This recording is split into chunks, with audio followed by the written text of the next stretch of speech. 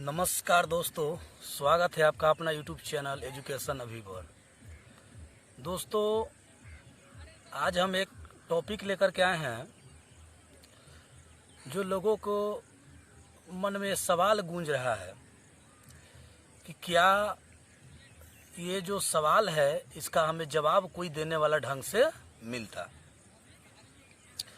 तो हमने सोचा कि क्यों ना इस समस्या को हल किया जाए, लोगों को समस्या का सुना जाए और इसका समाधान निकाला जाए। तो समस्या ये था लोगों को कि अगर कोई व्यक्ति शिक्षक बनना चाहता है, टीचर बनना चाहता है, तो क्या उसके लिए एक कोर्स है डीएलएड और एक कोर्स है बीएड।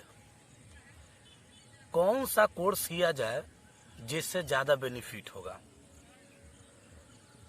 जो वैकेंसी निकलेगी, जो वैकेंसी आएगी, उसमें किस कोर्स का ज़्यादा रुतबा होगा, किस कोर्स का जो है वैल्यू ज़्यादा होगा, ये सब जो है सवाल लोगों को मन में था।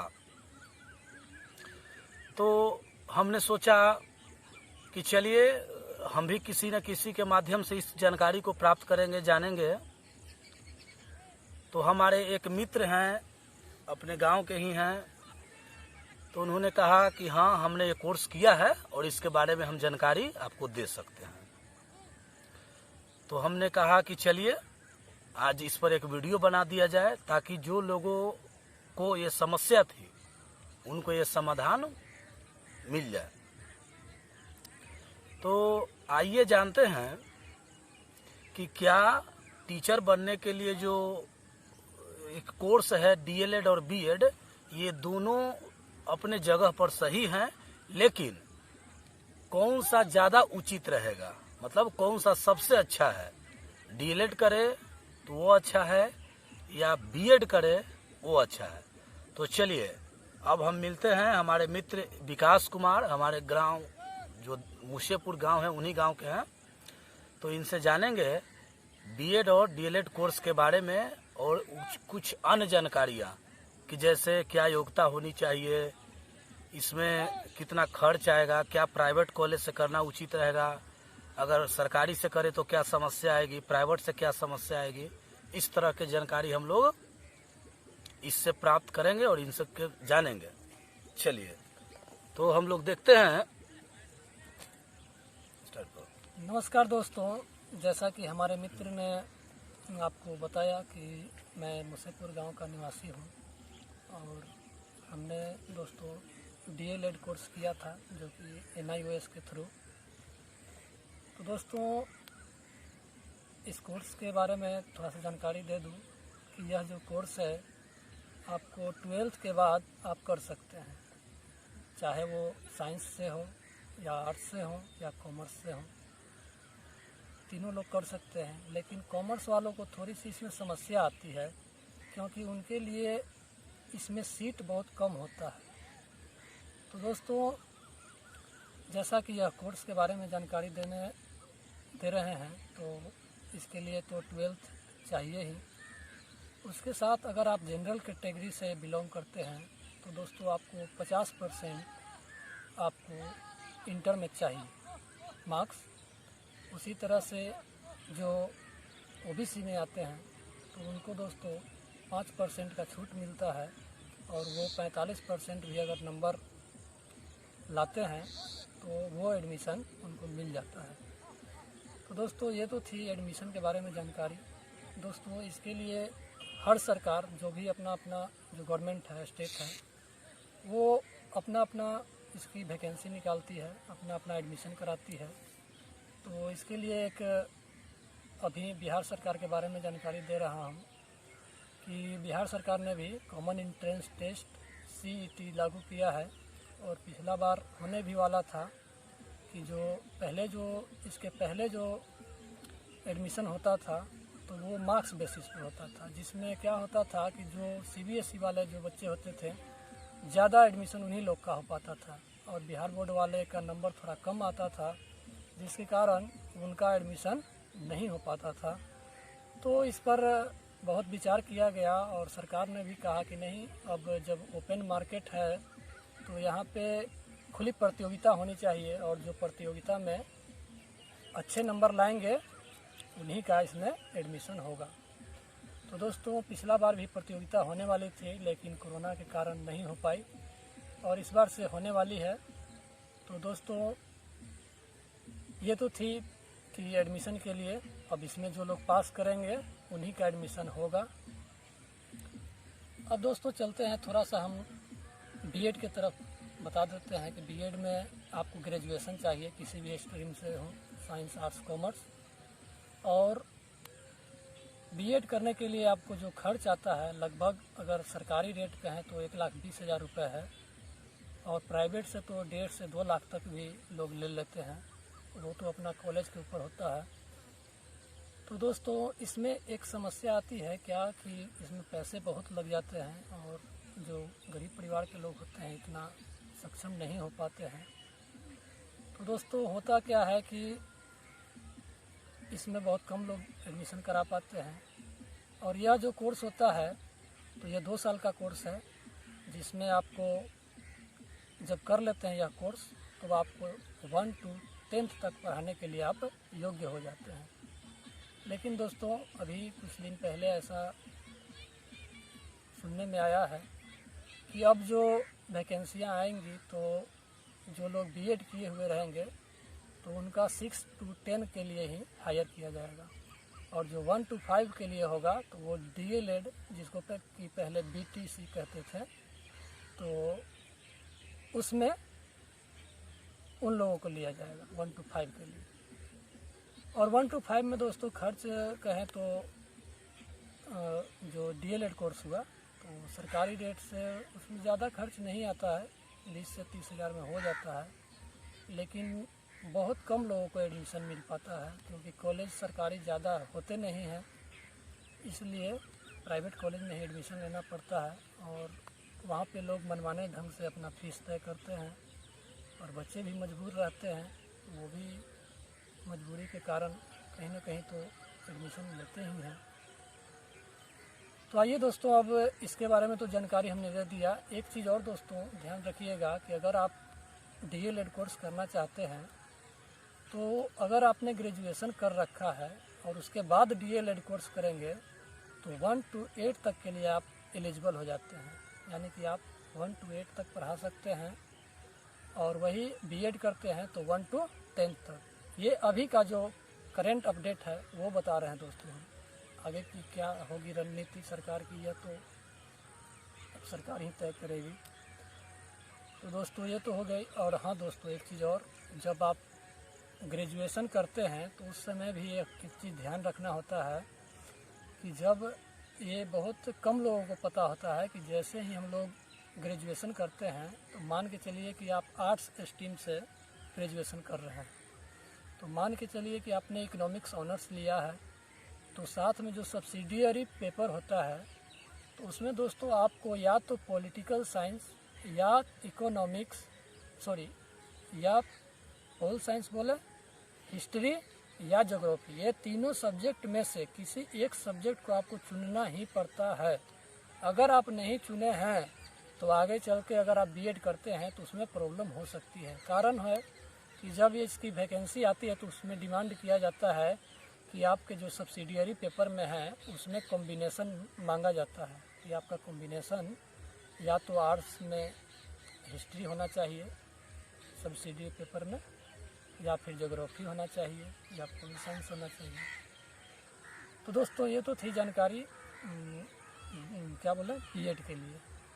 तो अब दोस्तों आते हैं, थोड़ा सा चर्चा कर देते हैं कि टीईटी जो होता है और सीटेट जो होता है, इसके बारे में थोड़ा जानकारी दे देते हैं।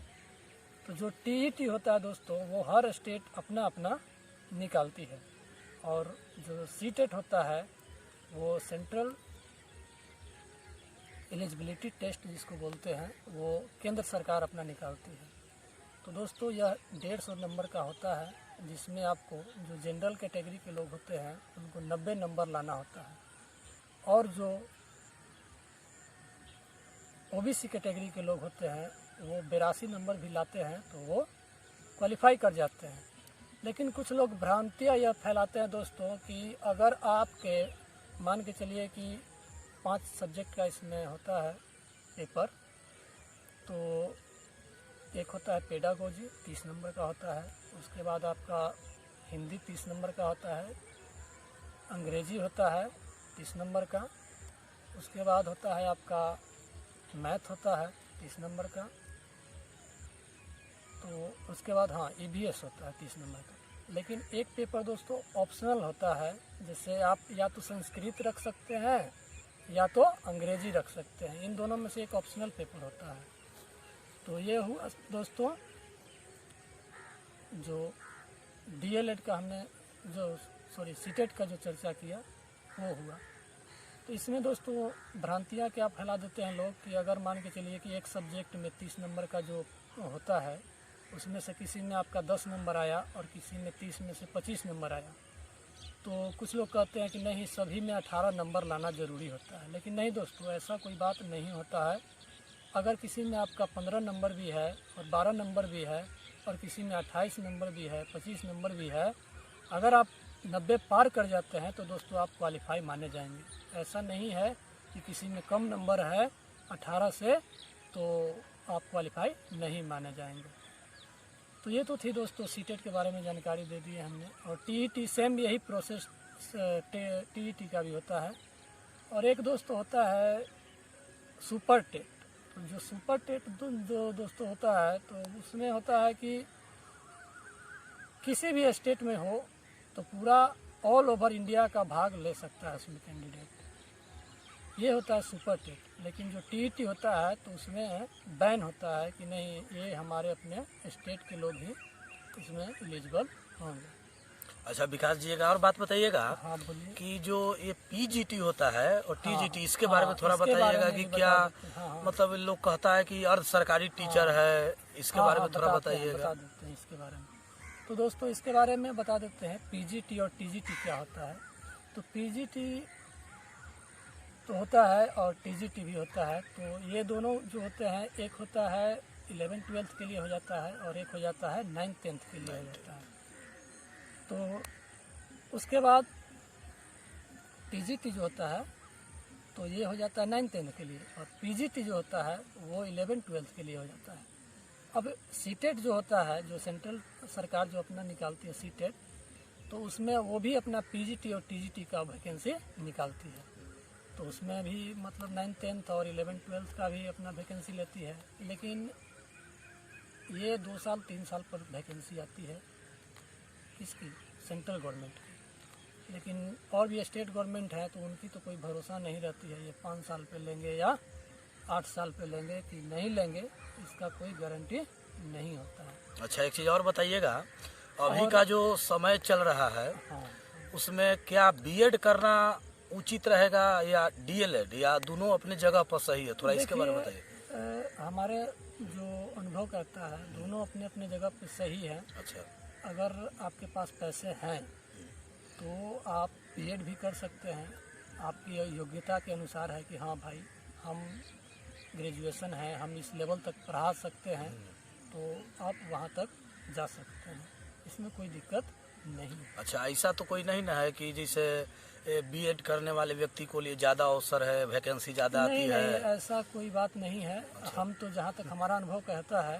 कि प्राइमरी स्कूल के लिए ही ज़्यादा वैकेंसी आती है, यानी जो DLED किया हाँ, उसके लिए। जो लोग DLED कर रखा है या फिर DLED या BEd भी जो लोग किया है, अच्छा, उन लोगों के लिए भी अवसर होता है कि 1 to 5 जा सकते हैं। अच्छा अच्छा एक साइड से सुनने में आया था कि कोर्स होता है 6 महीने का, तो वो कोर्स अगर आप कर लेते हैं तो उसके लिए भी। अच्छा ये सब तो सरकार के ऊपर डिपेंड करती हाँ, है ये सब कि किस सरकार तरह के से ऊपर रणनीति है। लागू करती है, नियम लागू और एक करती चीज़ है। और दोस्तों बता देते हैं कि जो सीटेट की जो वैकेंसी होती है जो केंद्रीय विद्यालय में अच्छा, होती है, तो उसमें भी आपको जब सीटेट क्वालिफाई कर जाते हैं तो डायरेक्ट नहीं हो पाती है। उसके बाद फिर से एक एग्ज़ाम आपको केंद्रीय विद्यालय के लिए देना होता है और उसके बाद एक इंटरव्यू भी देना होता है, तब जा कर के आपको केंद्रीय विद्यालय में नियुक्ति मिलती है।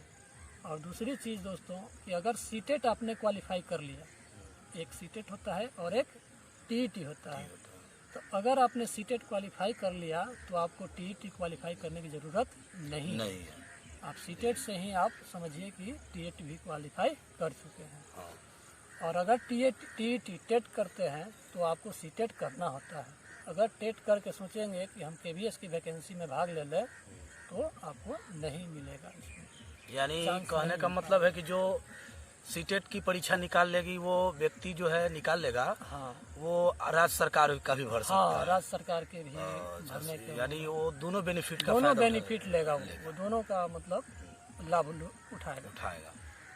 और दोस्तों एक और महत्वपूर्ण जानकारी है कि जब आप सीटेट क्वालिफाई कर लेते हैं तो हर साल आपको कॉन्ट्रैक्ट बेसिस पे जो केंद्रीय विद्यालय होता है वो वैकेंसी निकालता है अपने यहाँ। तो उसमें ज़्यादा सीट तो नहीं होता है, लेकिन हाँ जो लोग सीटेट कर लेते हैं तो वो अपना उसमें जाते हैं, इंटरव्यू देते हैं।